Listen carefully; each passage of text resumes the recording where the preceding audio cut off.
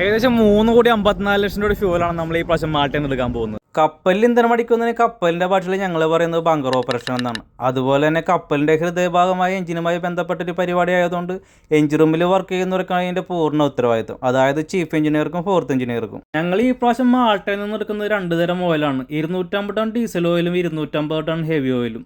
മൊത്തം 500 ton. 1 ton diesel ഓയിലിൻ്റെ rate എന്ന് പറയുന്നത് ഏകദേശം $860 അമേരിക്കൻ ഡോളറാണ്. അതുപോലെ തന്നെ 1 ടൺ ഹെവി ഓയിലിൻ്റെ റേറ്റ് $650 US.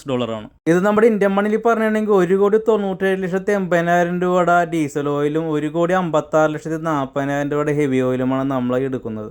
അതായത് 3,54,20,000 രൂപയുടെ ഫ്യൂല്. ഈ ഇന്ധനം കൊണ്ട് ഞങ്ങൾക്ക് 1 മാസമേ ഓടാൻ പറ്റുള്ളൂ. അടുത്ത ബങ്കറിൽ ഞങ്ങൾക്ക് വരുന്നത് സിംഗപ്പൂരാണ്. അതുപോലെ തന്നെ ഞങ്ങളുടെ കപ്പൽ ഓടാൻ വേണ്ടി 1 ദിവസം വേണ്ടി വരുന്നത് 25 ടൺ ഓയിലാണ്.